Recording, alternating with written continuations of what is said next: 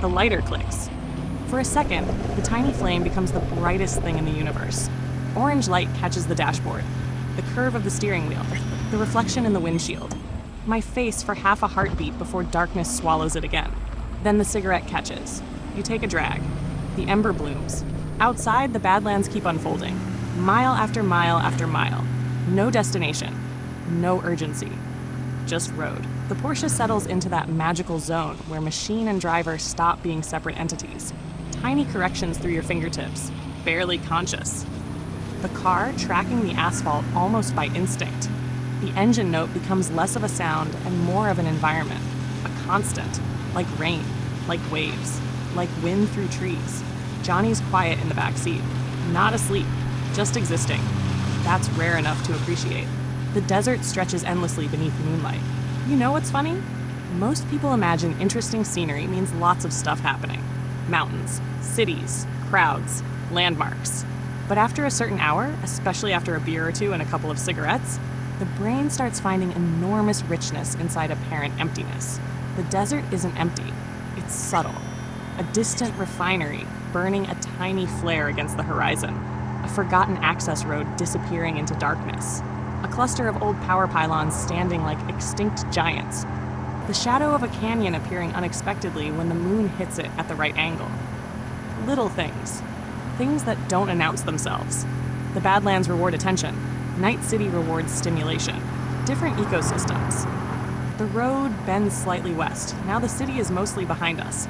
Just a distant glow. A radioactive sunrise trapped permanently beneath the horizon. You can still see it. A faint dome of light staining the clouds. Like civilization itself is smoldering somewhere far away. But out here, the darkness wins. And honestly, darkness gets a bad reputation. Most people fear it because they associate it with absence. But darkness isn't absence. Darkness is concealment, potential, rest, the unknown. Human beings spent hundreds of thousands of years sitting around fires staring into darkness, wondering what lived beyond the edge of the light, wondering what tomorrow might bring, wondering if the stars were holes punched through reality. The modern world hates darkness.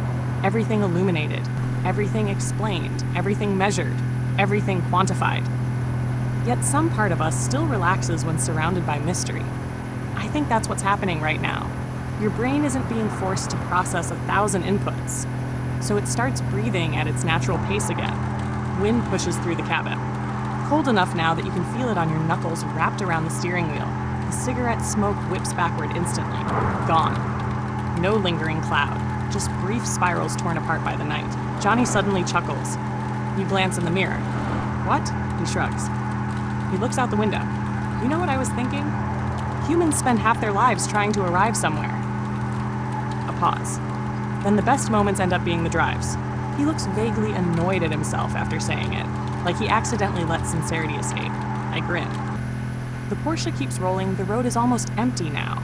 Maybe one vehicle every 15 minutes. Most of the time, it's just you and the darkness. And the weird thing is, you don't feel alone. Not really. The desert has a presence. Not supernatural, just ancient. The land was here before Night City, before corporations, before highways, before satellites.